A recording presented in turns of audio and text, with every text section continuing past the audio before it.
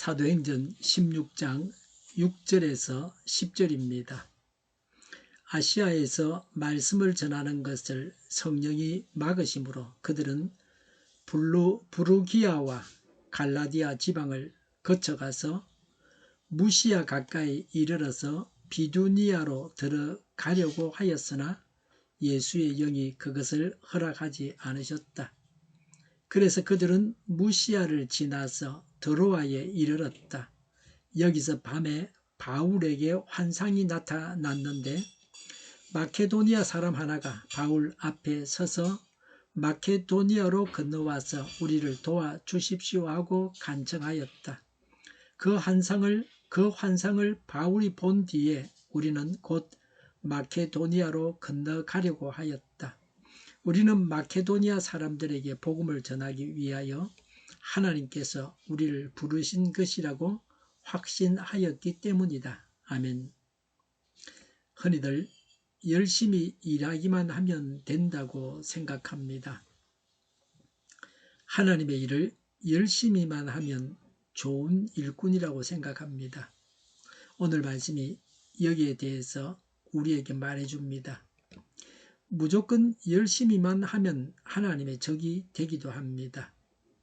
성령은 막고 여시면서 인도하십니다. 성령은 막으십니다. 6절에 아시아에서 말씀을 전하지 못하게 성령님께서 막으셨습니다. 7절에 비두니아로 가는 것을 예수의 영이 허락하지 않으셨습니다. 성령께서 우리가 하는 일을 막으십니까? 우리가 하나님의 종이기 때문에 하나님께서 막으십니다. 우리가 잘못된 길로 갈 때에 하나님께서 우리가 가는 길을 막아주시기 바랍니다. 성령님은 여십니다. 성령께서 한쪽을 막으시면 다른 한쪽을 여십니다. 성령께서 막으실 때에 성령께서 여는 것을 보아야 합니다. 9절에 마케도니아인이 건너와서 우리를 도와주십시오 하는 환상을 보았습니다. 10절에 이 환상이 하나님께서 부르시는 부르심인 줄 알았다고 했습니다. 성령은 막고 열면서 우리의 길을 인도하십니다. 막혔다고 고통스러워만 하지 말아야 합니다. 하나님께서 여시는 길을 보고서 하나님의 인도를 따라 행해야 합니다. 하나님께 매달리기만 하면 사는데 왜 걱정하면서 사람만 쳐다보고 좌절하고 실망합니까? 우리 지금도 우리를 인도하시는 성령님께서 우리의 마음과 삶의 중심에 계십니다. 지금 성령을 묵상하면서 성령님의 인도하심을 받으시기 바랍니다. 성령님의 인도하심에 감사해야 합니다. 먹고 입을 것이 있으면 감사해야 합니다. 나아가서 범사에 감사해야 합니다. 성령께서 늘 우리를 인도하시는데 이 인도하심에 대해 감사해야 합니다. 성령님께서 바울 일행이 전도할 곳을 지시하시고 인도하셨습니다. 지금도 우리를 성령님께서 인도하십니다. 우리는 성령님의 인도하심에 대해서 마땅히 감사해야 합니다. 우리를 인도하시고 보살피시고 은혜 주시고 말씀을 깨닫게 하시고 매일의 삶에 적용하게 하신 성령 하나님께 감사해야 합니다. 모든 일에 감사해야 합니다. 불행한 일을 당해도 어려움을 당해도 하나님께 감사해야 합니다. 호사다마라는 말이 있습니다. 사전에 찾아보면 좋은 일에는 흔히 방해되는 일이 많다고 합니다. 좋은 일이 있으려고 나쁜 일이 많이 생긴다는 겁니다. 어려움을 잘 감당해서 좋은 것을 받아 누려야 합니다. 사람이 살면서 어찌 좋은 일만 있겠습니까?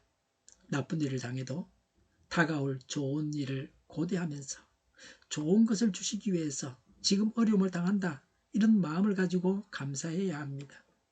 감사할 수 없는 일은 없습니다. 내가 작정해서 감사하면 됩니다. 남이 뭐라고 하든 신경 쓸 필요가 없습니다. 왜 성령님께서 동양보다 서양에 먼저 복음을 전하게 하셨는지는 사람이 다 알지 못합니다. 하나님의 구원 계획이 그러했습니다. 오늘 이 말씀에서 복음이 서양을 통해서 동양에 전해지게 됩니다. 바울을 태운 배가 동양으로 가지 않고 서양으로 가게 한 사건입니다. 이렇게 해서 서양이 복음 때문에 동양을 앞서게 됩니다. 1800년대 중반까지만 해도 세계에서 중국이 가장 부유한 나라였습니다. 이후로 서양이 동양을 앞서게 됩니다. 그런데 서양 사람들이 잘못한 것도 있습니다. 복음의 능력으로 강해지고 나서 제국주의를 하면서 정복했습니다. 그래서 복음의 먹칠을 했습니다. 우리나라가 강대국으로 복음으로 인해서 강대국이 될 것인데 그때는 정복하지 말고 온전히 섬겨야 합니다. 지금은 미국이 중국의 원료를 보내가지고 마약을 미국에 파는 그런 일들이 일어나고 있습니다. 얼마 전에도 마약 재료를 압수했다고 그럽니다. 옛날에 영국이 중국에다가 마약을 팔았습니다. 그래가지고 전쟁이 일어나고 중국이 지고 그렇게 해서 홍콩도 빼앗기고 그렇게 했습니다. 물론 뭐 중국도 복수한다 뭐 그럴 수도 있지만 그러기보다는 그런 마약 같은 것은 절대로 재료로 만들지 말고 전 세계적으로 그렇게 해야 합니다. 예수님께서 우리에게 하신 대로 해야 합니다. 세계를 점령하고 강대국이 되었을 때에 예수님이 우리에게 하신 것처럼 전 세계 사람들을 섬겨야 합니다. 그래야 하나님의 종입니다. 복음을 전하다가 재림하시는 예수님을 맞아야 합니다. 추수할 곡식을 바라보는 눈을 가져야 합니다. 추수할 곡식은 구원해야 할 영혼입니다. 9절에 나오는 마케도냐인이 그런 사람입니다. 관심을 가지고 중시해야 보입니다. 경시하면 보이지도 않습니다.